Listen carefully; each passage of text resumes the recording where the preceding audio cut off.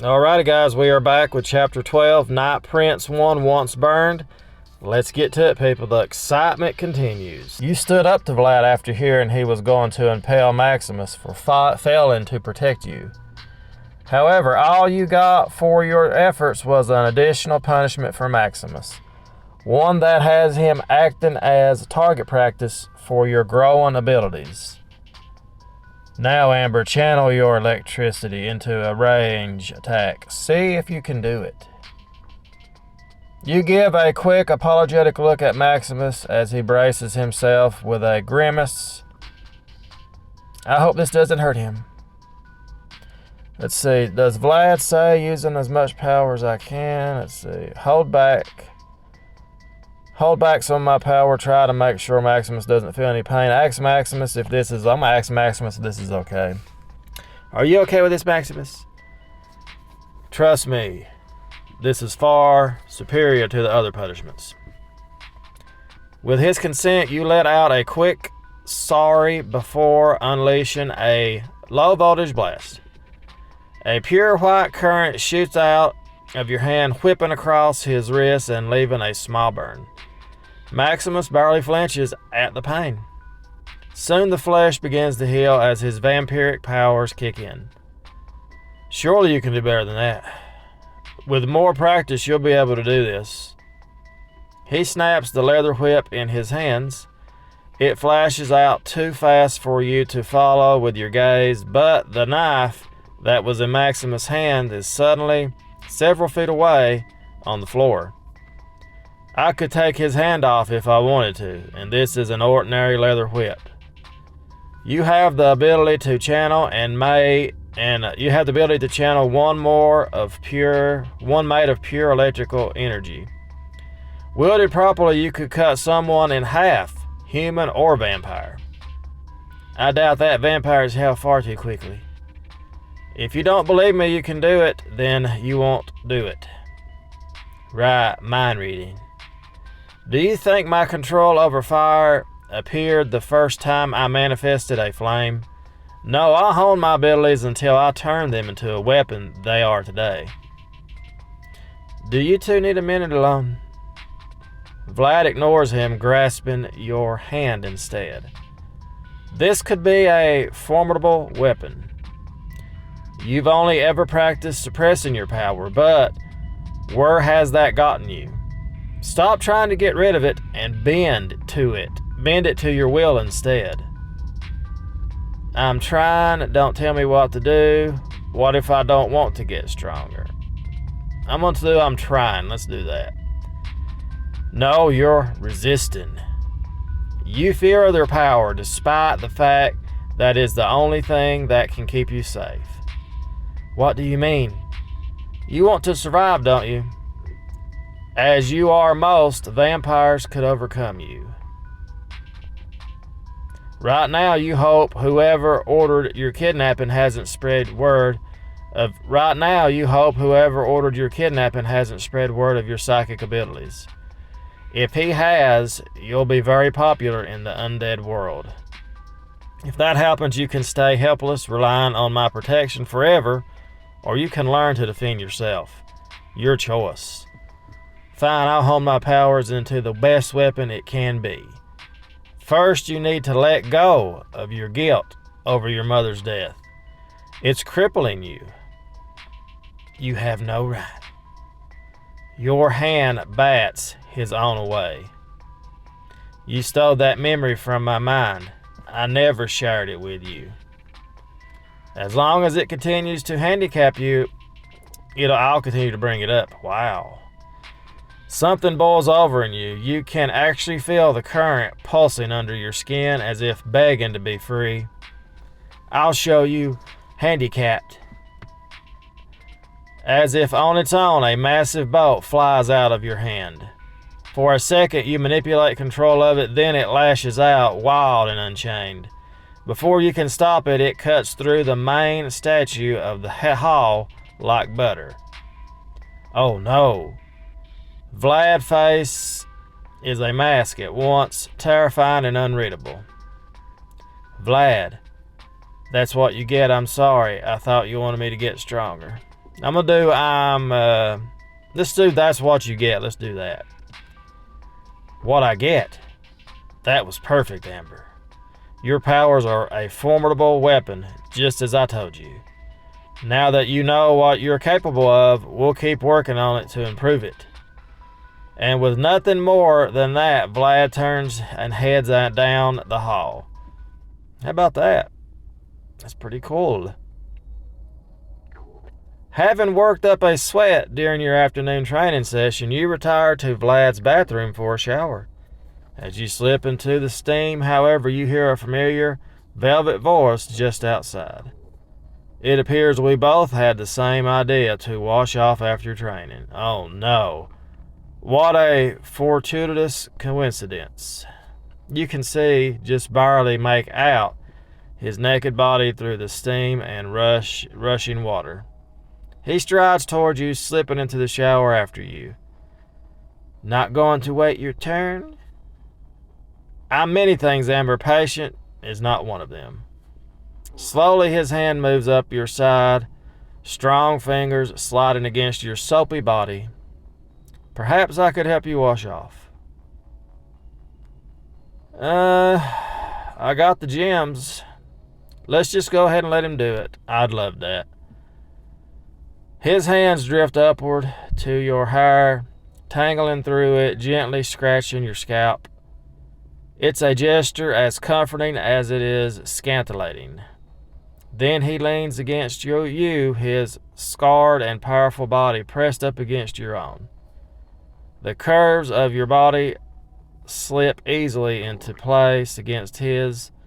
He is practically glistening amidst the steam of the shower. Then gradually his hand moves down to cup your breasts. We mustn't forget to wash here. His hot whisper in your ear elicits an involuntary groan from you. His hand, hard and rough, feels like heaven against you, covered in hot soap. And of course, one more place we have to get to. Down your body, his hand glides past your torso to your thighs. Then they slide between them.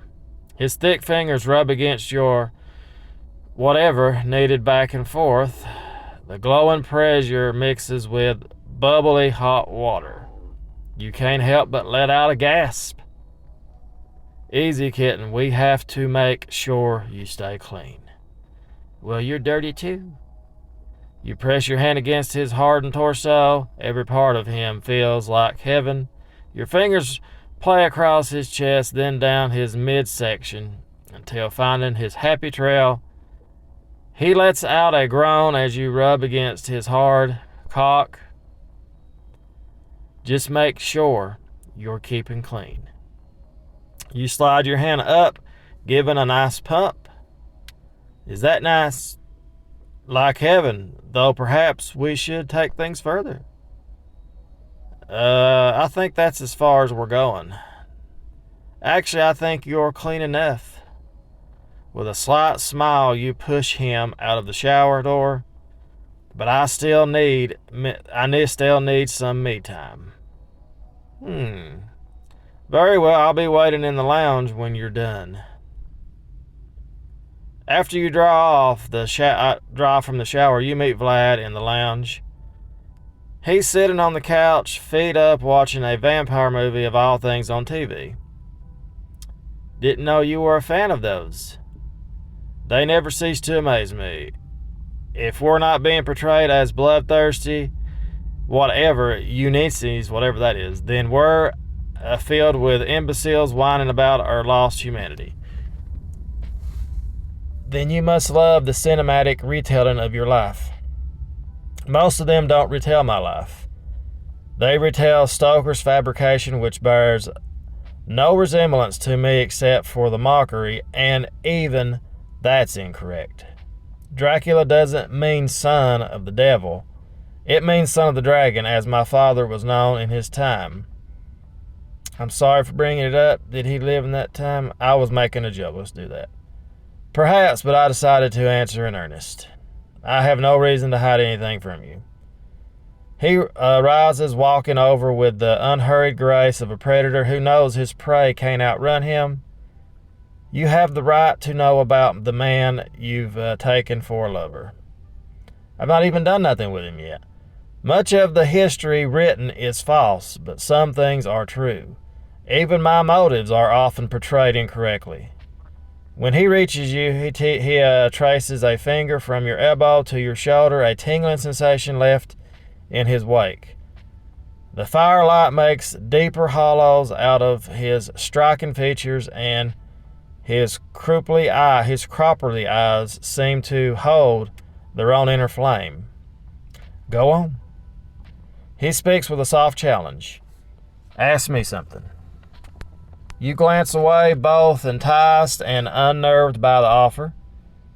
Really, Vlad, I only know what the movies say about you, all of which you've confirmed as bull. I wouldn't even know what to ask. Liar, you have a questions, ask. I don't have anything to ask. A pity. Don't have no gems. Vlad looks at you as if he read your mind and heard the question you almost asked. You lean into him, your arm casually resting on his arm. Your own fingers slide down to interlock with his. Almost instantly, a vision begins, or more appropriately, a series of visions. I wonder why all of the times I've touched him, this is the one of the few times I've broken through. Perhaps his mind is already tracing over old wounds, or he's reminding himself to keep his distance. You feel love buried in the past, the passionate, real thing, not simple lust or desire, a singular will to give yourself entirely to another to protect them with all that you are. Wow, where are we at now? This is Vlad's past, so where could we be? Looks like he had a former lover, and once more you see a riverbank. In him you feel pain, the howl of loss, when everything you are has been taken from you.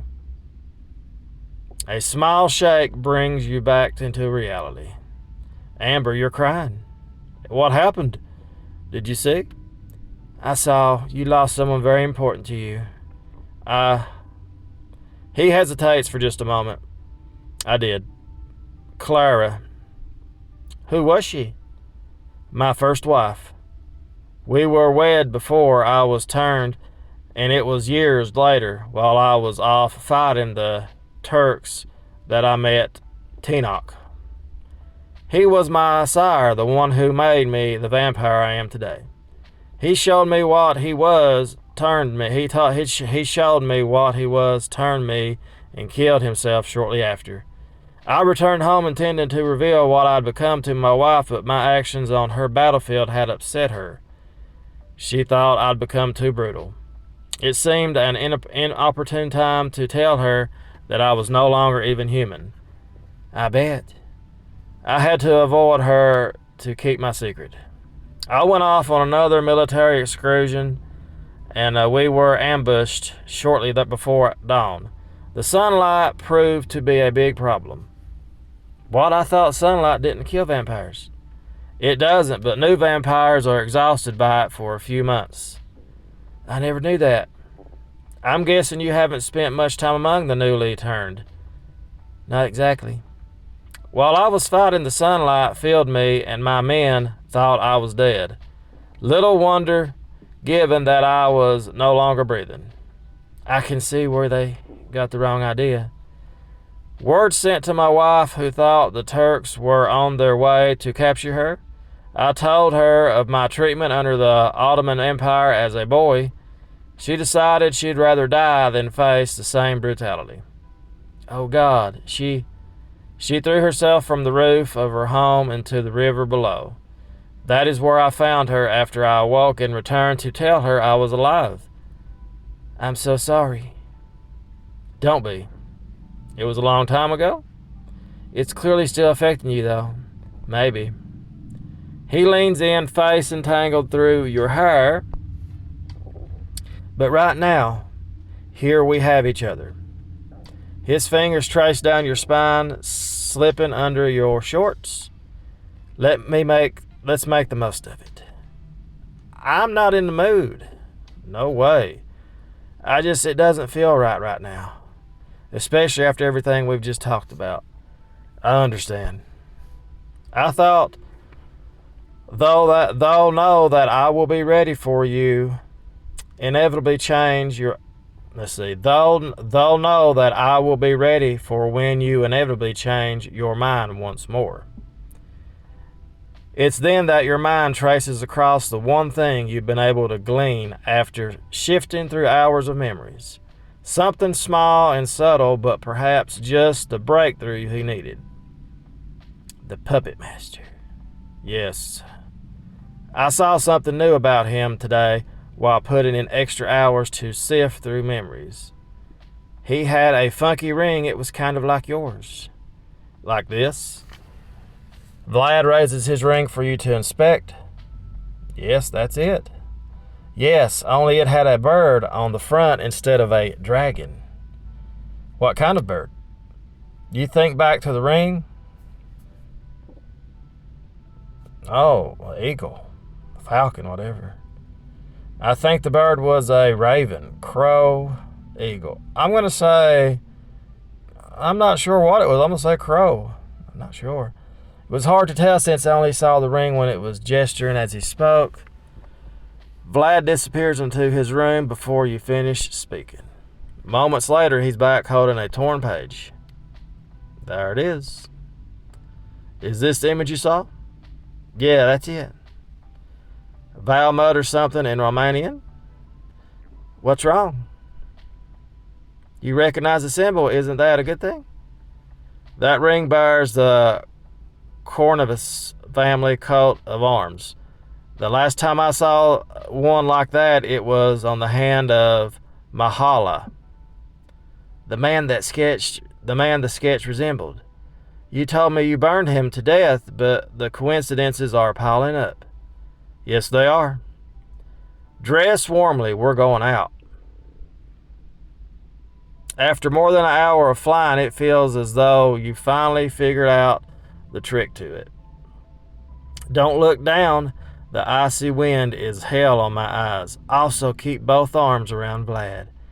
Not like there's any chance of him dropping me, but the warmth from his body is the only thing stopping me from freezing. The two of you descend, and he finally lets you down. Why didn't we take the limo again? Because if somebody's watching the house, we don't want them to see where we're headed. You take a moment to take in the surrounding architecture. The royal court of Targostova. I never thought to return here, but this is where I buried Sazila's remains. I'm surprised you gave him the dignity of a burial. Where is he? Why here? The heart of my empire, where his allies couldn't reach the body, where I'd hoped he'd been forgotten. By the time it came for us to move, I'd all but forgotten him to move him.